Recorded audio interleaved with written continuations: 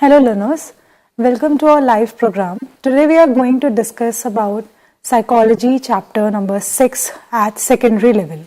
My name is Sarika Singh. I am a Senior Executive Officer at NIUS. So if you are asked to tell the name of your favorite actor or actress or singer, it won't take more than a second to come out with the answer. And in the same way, we all remember our childhood friends, interesting incidents relating to them, our family members, relatives, and so many other things. Have you ever wondered how we remember all these things and do not forget them over a longer period of time?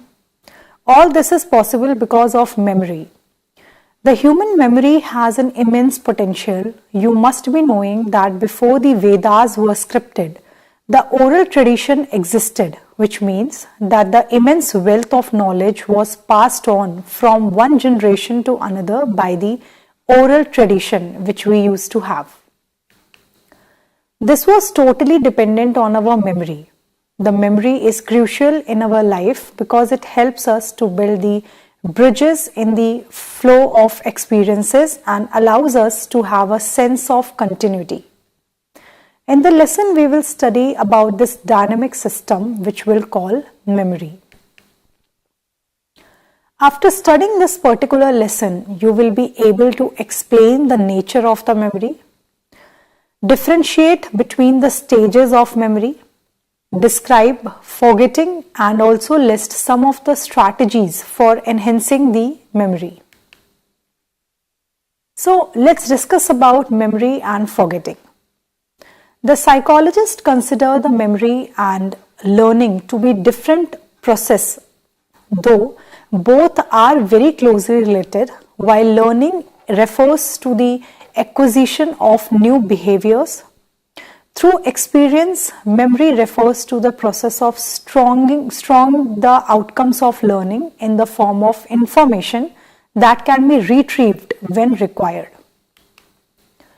In this lesson, you will also learn about the memory and forgetting. You can very easily understand the significance of memory by visualizing the situation about a person who has lost his memory. He will lose his identity and cannot connect with the various experiences, events, as well as the people. Such a person will lead a miserable life, which could be hard for the person as well as to the people around him. This happens in brain damaged people or in the old age people when people develop some kind of a memory loss, as in the Alzheimer's disease and also in the dementia. So both of these diseases are basically the psychological disorders or a psychiatric illness in which the person lost their memory, or it could be the full memory loss as well as the partial memory loss. The memory refers to this set of process involved in the strong information, and this specific process is termed as retention. The memory can be defined as a perceptually active mental system that receives, encodes, modifies, and also retrieves the information. We cannot directly observe the process of memory. It can be studied indirectly by measuring the retention. There are three basic methods of measuring the retention, which are recall, recognition, and relearning. Let us briefly discuss these methods. The measuring retention, which is recognition, recall, and relearning. When you are not able to remember someone's name, but you know that you have seen his or her face before, this is the process of recognition. And in this process, you are checking this stimulus of face with your memory, the content to find a match. In the same manner, when one tries to remember a name without a face in front, it is called to recalling. Recalling is basically the process of using a journal stimuli and finding the information about it from the memory. When you are given a particular question in an exam, you use this process of recalling. When you answer the multiple choice items, you are asked to match the information with the provided piece of information, which is known as recalling and recognizing.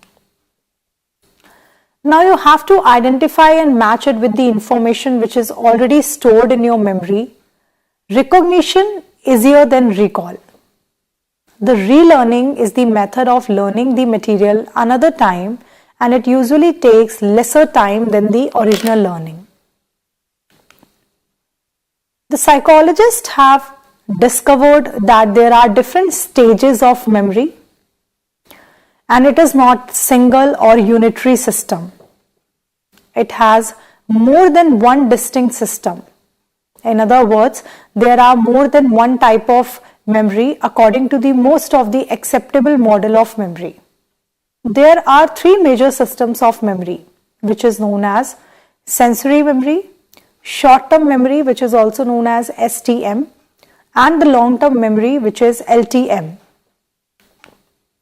The information moves successively through these three systems, and if attention is given to the material, attention focuses awareness is not given, the information does not move further into the system.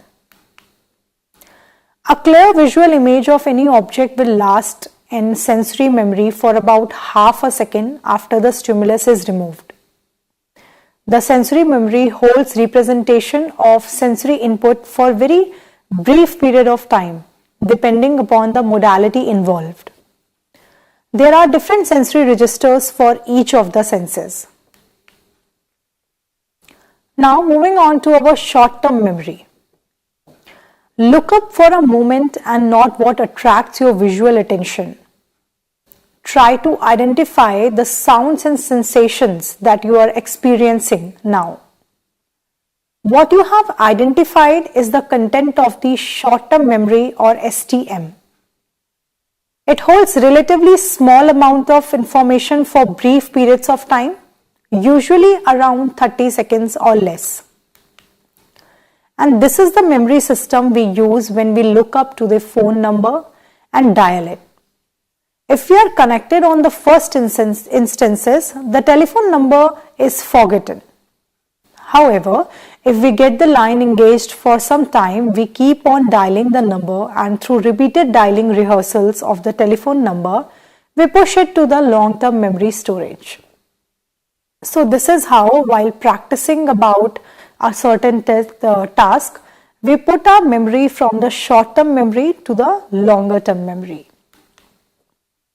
However, it has been found that the short-term memory is more than a passive holding area. Example, holding a telephone number, or the contrary, it involves active processing of information.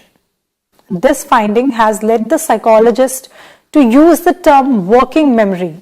It means that something active goes on during the short-term memory.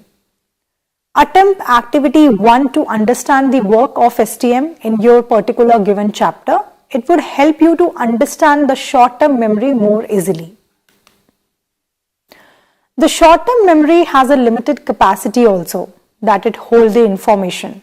So basically in general, it holds about 5 to 9 units, the magic number which we have heard, 7 plus minus 2 of the information at one go. If the number of units goes higher, the new information displaces or writes over the existing ones. Thus, in the example given earlier, it is easy to remember a telephone number consisting of 7 to 9 digits. So basically, the STM has a limited capacity to hold the information. If more information is added, we lose at least part of the phone number. However, this limitation in capacity can be effectively expanded by the process known as chunking. That is, the several units of meaningful information are packed into one chunk. For example, the number 1947-2002-1941 is a 12-digit number which can easily be remembered if the 12 digits are checked into the 3 units. And for example, 1947 is one, 2002 is other, and 1941 is other. So we remember the 3 different digits of 4 numbers, and we can 3 units, and we can remember all the 12 digits, all referring to the calendar year. So basically, we can easily remember the more information which have been added into our STM through effectively expanded manner. It refers to the memory system for the retention of large amount of information for a longer period of time. It is the memory system that permits us to remember events that happened many years ago, yesterday, last year, and so on. Now, it is the long-term memory that allows us to remember the factual information, making it possible for us to learn different subjects, appear for examinations, and communicate with others. It brings the continuity and meaning to our life.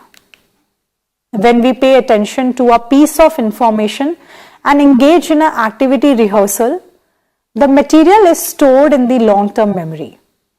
The information in the sensory memory enters through the short-term memory when it becomes the focus of our attention. If we do not pay attention to the incoming sensory information, the material fades and quickly disappears. So, we tend to pay attention to the certain information and not to others. Paying attention to certain aspects of our world is that we call selective attention.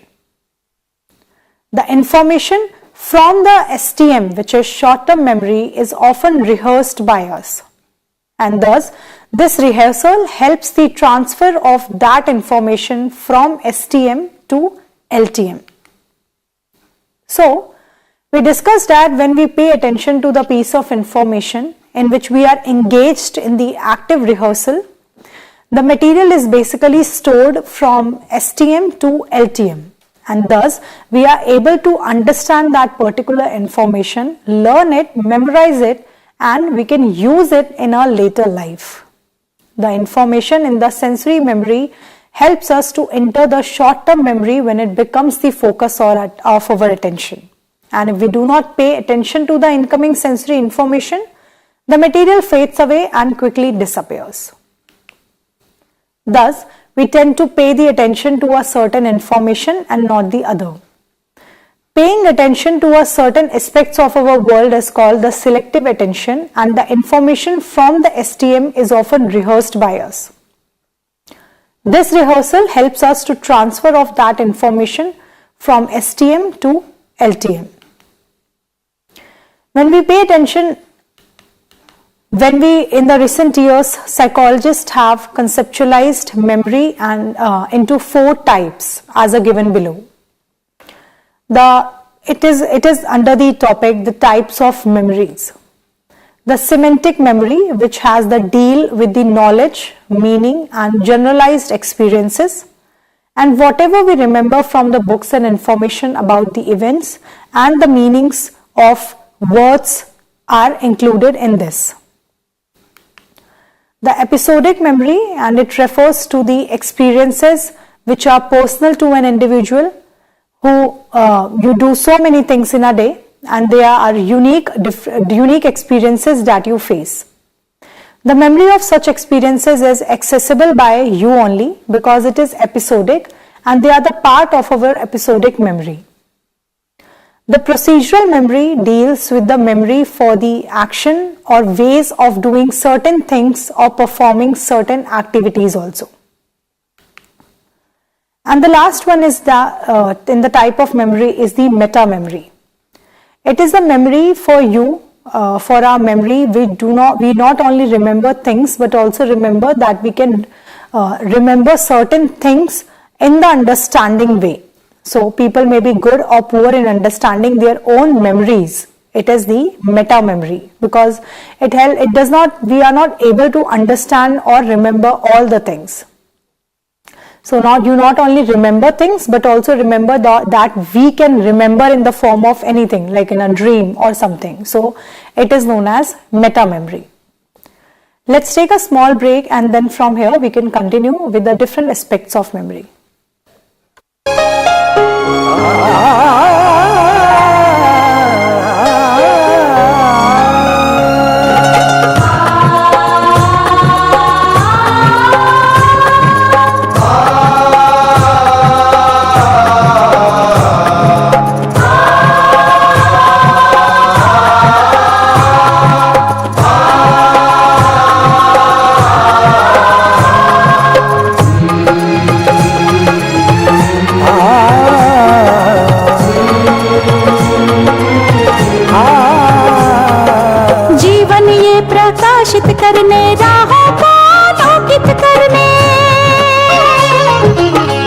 जीवन ये प्रकाशित करने, राहों को आलोकित करने।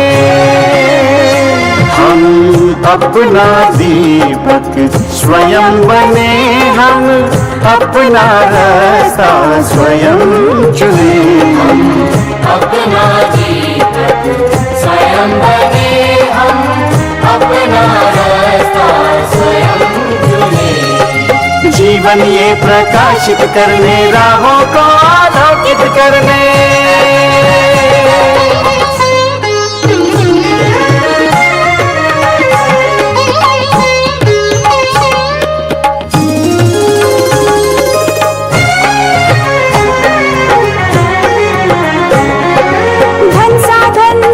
की सीमा से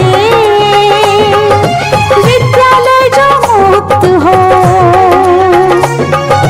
संसाधन समय की सीमा से विद्यालय जो मुक्त हो। कभी पढ़े हम कहीं पढ़े, वे विषय की लोच से युक्त हो। कभी पढ़े हम कहीं पढ़े, वे विषय की लोच से युक्त हो। मित्रों हम उठे और जागे, मंजिल आने की ध्वनि सुने।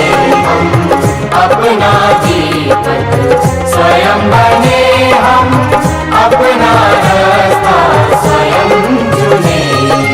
जीवन ये प्रकाशित करने, राहों को आलोकित करने।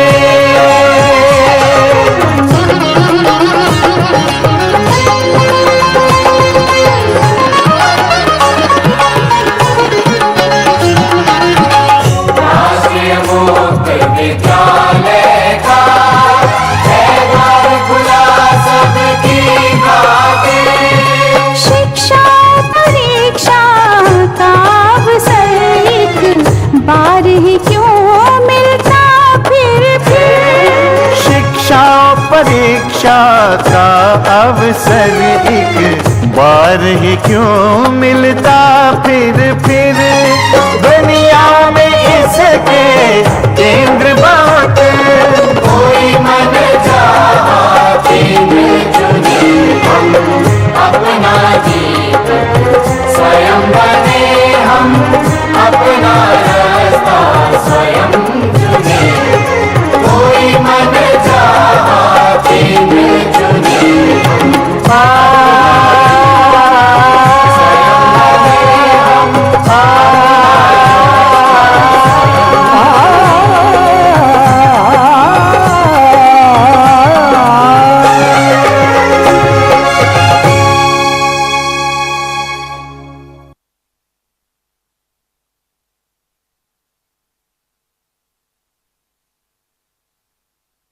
Hello learners, welcome back after a short break.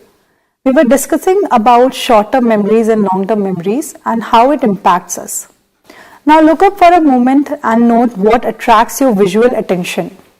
Try to identify the sounds and sensations that you are experiencing now. What you have identified is the content of your short-term memory or STM. It holds relatively small amounts of information for a brief period of time, usually around 30 seconds or lesser. Now this is the memory system that we use when we look up the phone number and dial it.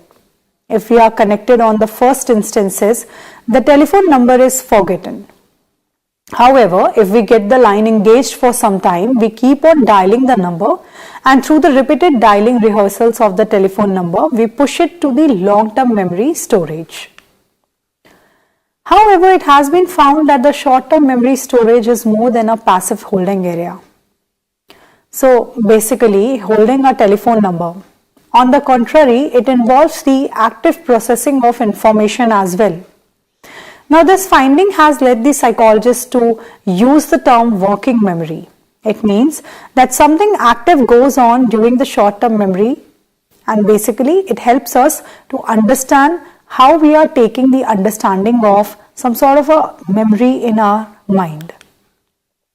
The STM basically has a limited capacity, as we have discussed, to hold the information, and it can hold the information up to the units of 5 to 9. Thus, in the above example that we have discussed about the magic number, it is easy to remember a telephone number consisting of 7 to 9 digits. If more information is added, we lose at least the part of the phone number. And however, this limitation in capacity can be effectively expanded by the process known as chunking. So basically, moving on to our long-term memory from the STM, and it refers to the memory system for the retention of large amount of information for long periods of time. It is the memory system that basically permits us to remember the events that happened many years ago, yesterday, last year, and so on. It is also the long-term memory that allows us to remember the factual information and making it possible for us to learn the different subjects, appear for examinations, and communicate with the others. It brings the continuity and meaning to our life. When we pay attention to a piece of information and engage in active rehearsals, the material is stored in the long-term memory. The information in the sensory memory enters the short-term memory when it becomes the focus of our attention. So, if we do not pay attention to the incoming sensory information, the material fades and quickly disappears. We also tend to pay more attention to a certain information and not to the other. Paying attention to certain aspects of our world is what we call the selective attention. The information from the STM is often rehearsed by us. This rehearsal helps us to transfer of that information from STM to LTM. In the recent years, psychologists have also conceptualized the memory into 4 different types, which we have discussed before the break. The semantic memory, episodic memory, procedural memory, and meta memory. The semantic memory deals with the knowledge, meaning, and generalized experiences that we have in day-to-day life, and whatever we remember from the books and information about the world events and meanings of words are included in the semantic memory. The episodic memory refers to the experiences which are personal to an individual. You do so many things in a daily life and they are your unique experiences. The memory of such experiences is accessible by you only because they are the part of your episodic memory. The procedural memory. This deals with the memory for the action or ways of doing certain things or performing certain activities. The meta memory at the end deals for your memory which not only remember the things but also remember that we can remember, that we can learn, that we can recognize. So the meta memory make us remember that we have a memory and we can always learn and remember. The people may be good or poor in understanding their own memories because of the poor meta memory. Now moving on to the concept which is forgetting. We understood about memory and learning. Now how we forget things and how common forgetting is. Let's understand that. It is a common experience that sometimes we are unable to remember the information that we need at a particular time. We find that on some occasion this let us down as we are unable to remember the information that we have required desperately during examination. We are unable to remember or retrieve what we have learned. This is what we call forgetting. Why does this occur? Many explanations have been offered to explain this kind of loss. Let us briefly consider some of the theories to explain the cause of forgetting. Decay.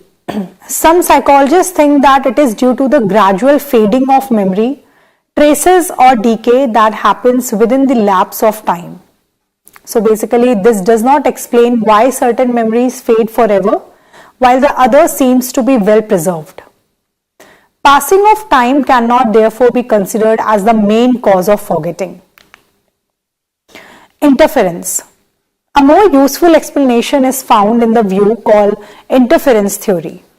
It argues that memory are lost because of what happens to them during the period when we retain them. Thus, inhibition or interference by subsequently learned material becomes the major cause of forgetting. There are two types of such interferences: the retroactive interferences and the proactive interferences. The retroactive interferences, that is, acting backwards, occurs when the current information interfaces with the what has been retained earlier. Let's take an example. You learned Punjabi language on Monday and Bengali on Tuesday. During a Punjabi test taken on Wednesday, the interferences is expected from the learning of Bengali words. Forgetting may also occur due to the acting towards the proactive interferences. So, this is the situation in which the earlier information in the memory interferences with the current information. Suppose you have been driving a scooter with gears. Now you have new scooter which has no gears, the automatic drive. So basically the proactive interferences thus explains one's inability to acquire the new knowledge or habit because of the powerful interferences from the old habits. The level of processing. While learning some material, we may attend to it in detail and process at a deeper level, or neglect it at a surface level. This may be a cause of forgetting. So now moving on to the strategies for enhancing our memory. So how good is your memory? We all would like to improve our memory so that we can retain the more facts and information. This is possible with the little efforts, and almost anyone can improve his or her memory. Here are some few tips to enhance one's memory. The deep processing. If you really want to learn something and wish to enter information into a very long-term memory, you have to think about it. You need to consider its meaning and examine its relationship to information you already have. Careful planning, considering the meaning of information and relating it to the existing knowledge is very helpful in learning it and remembering it later. The retention of material is dependent directly upon the depth at which it has been processed. The deeper level in terms of meaning is very important. The second, the depth of the processing also refers to the rehearsal of material to be remembered. Greater the rehearsal, more the chances of recalling the material later.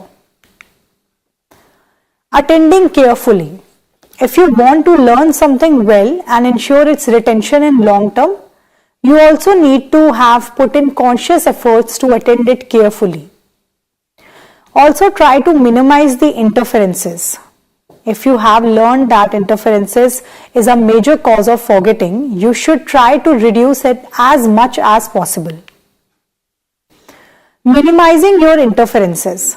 In general, the more similar the materials to learn, the more likely they will produce interferences. Thus, you should arrange your studies so that you don't study similar subjects one right after the other. For example, if you have to study 2 languages, study them on different days. The distributed practice and using memory aids, shorthand quotes, and there are different other ways that we can use to enhance our memory, and these are the different strategies through which we can learn more and remember more. We are going to understand more about different strategies of enhancing memory after a small break. Thank you.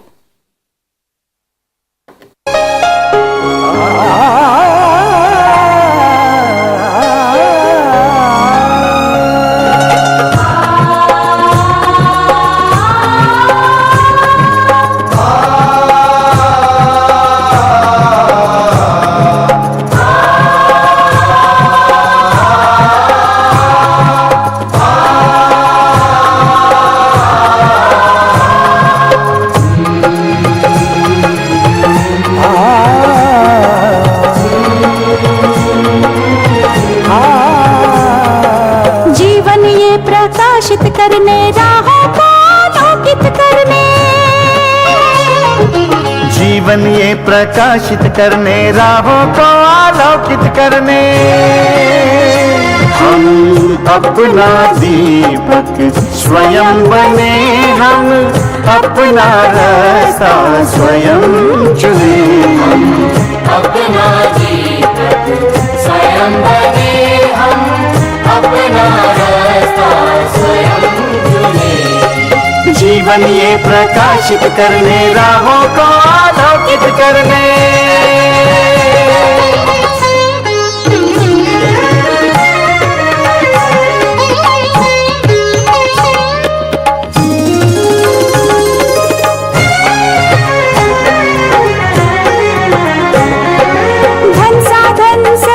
सीमा से विद्यालय जो मुक्त हो,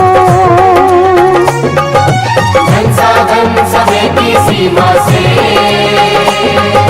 विद्यालय जो मुक्त हो। कभी पढ़े हम कहीं पढ़े, वे विषय की लोच से युक्त हो। कभी पढ़े हम कहीं पढ़े, वे विषय की लोच से युक्त हो।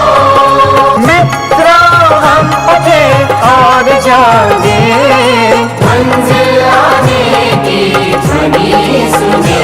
हम अपना दीपक स्वयं बने, हम अपना रास्ता स्वयं चुने। जीवन ये प्रकाशित करने, राहों को आलोकित करने।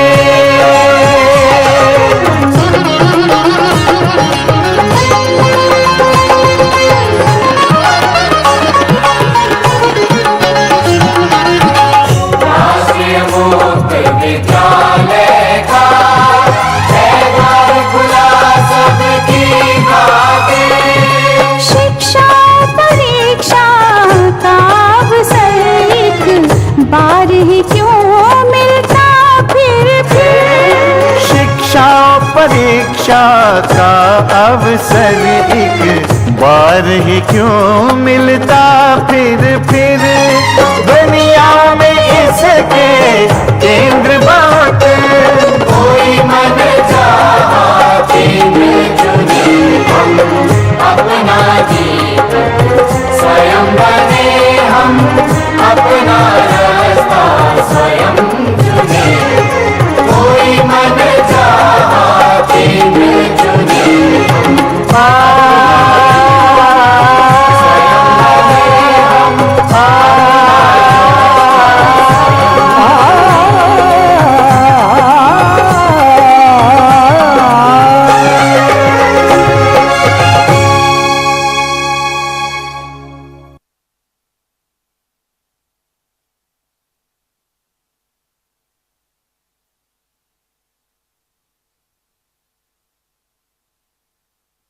Welcome back, learners. We were discussing about the concept of forgetting. So basically it is a common experience that sometimes we are unable to remember certain information that we need at a particular time, and thus we find that on some occasion this let us down as we are unable to remember the information that we require desperately. During our examination also we are unable to remember or retrieve what we have learned. So this is what we call forgetting. Why does this occur? Many explanations have been offered to us to explain this kind of loss. Let us briefly consider some theories to explain the causes of forgetting.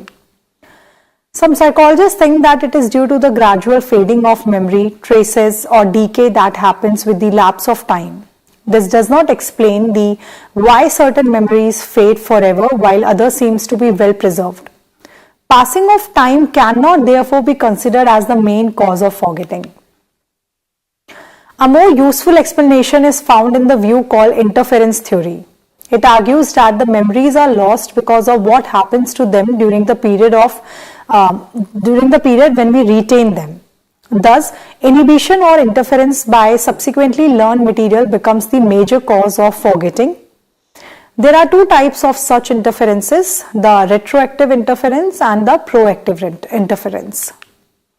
The retroactive interference acting backwards occurs when the current information interferes with what has been retained earlier.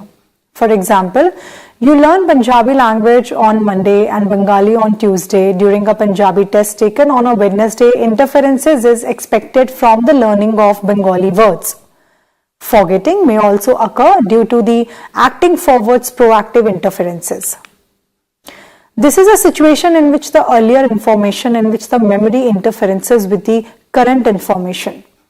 Suppose you have been driving a scooter with the gears, now you have a new scooter which has no gears, automatic drive.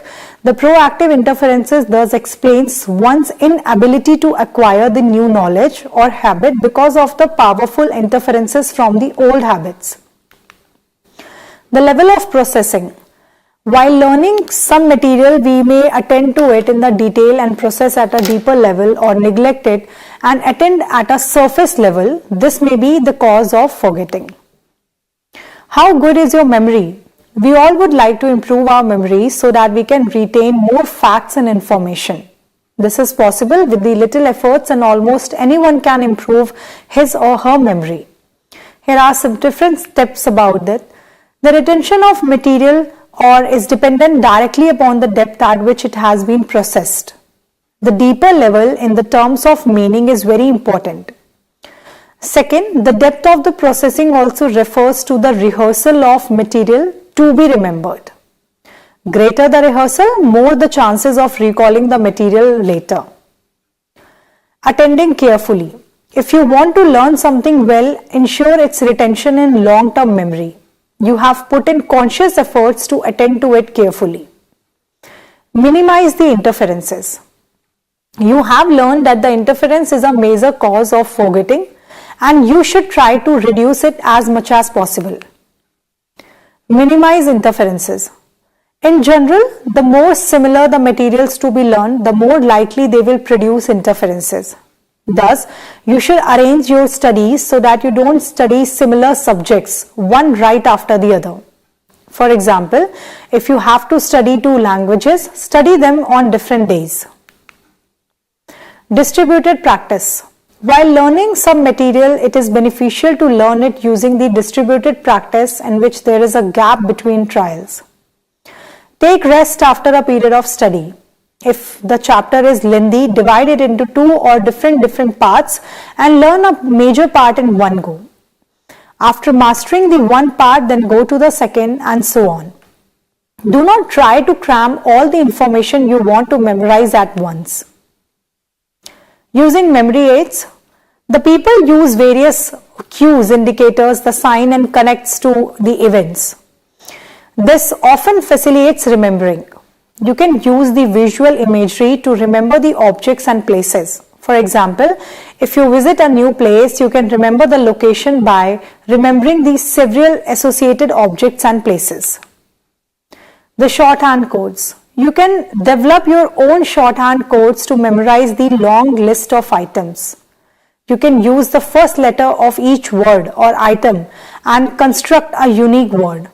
For example, to remember the 7 constituents of light, we use VIBGYOR, where V stands for violet, I stands for indigo, B for blue, G for green, and Y for yellow, O for orange, and R for red. So, during the school days, we used to forget the order of Mughal emperors in history subject. We developed a shorthand code called Bhatsa, where the B stands for Babur, H for Humayun, A for Akbar, J for Jahangir, and S for Shah Jahan, and A for Aurangzeb. So basically, this particular word helps us to remember some historical aspects. It also helps to remember the names in a correct order as well. So basically, the events and experiences that are threatening or painful are eliminated from our consciousness, and this is called repression. The Freud believed that the repressed memories are pushed into the hidden recesses of the unconscious mind. Such repressed memories may cause many psychological problems for the individual. Dementia refers to a loss of memory due to the illness, injury, drug abuse, or other causes.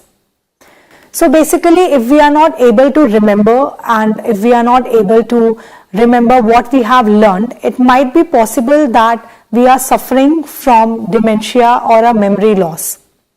if there is a accident or a brain damage, or if there is something that we are dealing called as high fever, seizures or epilepsy, in this particular manner also we tend to lose some sort of an episodic memory or a full-fledged memory loss. It's very important that whenever you feel that you are not able to remember certain episodes or phases of your life, despite trying all the way possible, it's important that you consult a psychiatrist or a clinical psychologist. We all would like to improve our memories so that we can have or retain more facts and information, but this will always be possible through the little efforts, and anyone can be able to improve his or her memory. So it's important that we remember that we can always change our memory, help ourselves to remember more, enhance our memory and have better life. Thank you.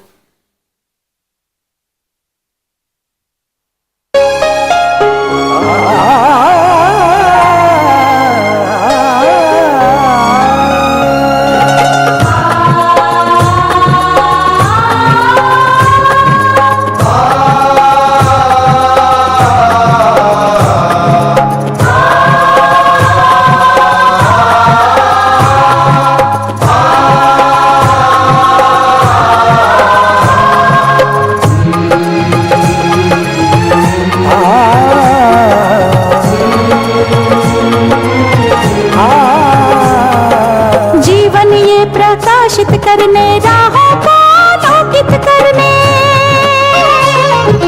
जीवन ये प्रकाशित करने राहों को आलोकित करने, हम अपना दीपक स्वयं बने, हम अपना रास्ता स्वयं चुने, हम अपना दीपक स्वयं बने, हम अपना रास्ता स्वयं चुने। जीवन ये प्रकाशित करने राहों को आलोकित करने।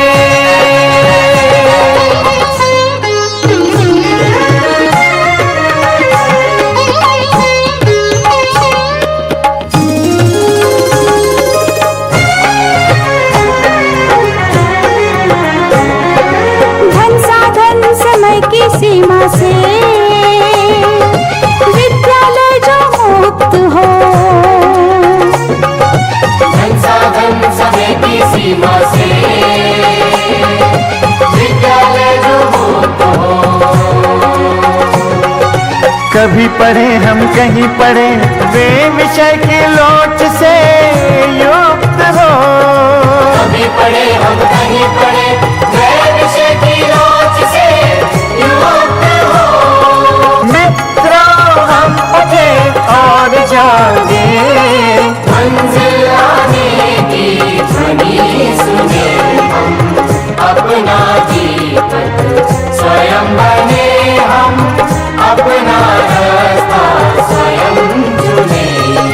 जीवन ये प्रकाशित करने राहों को आलोकित करने।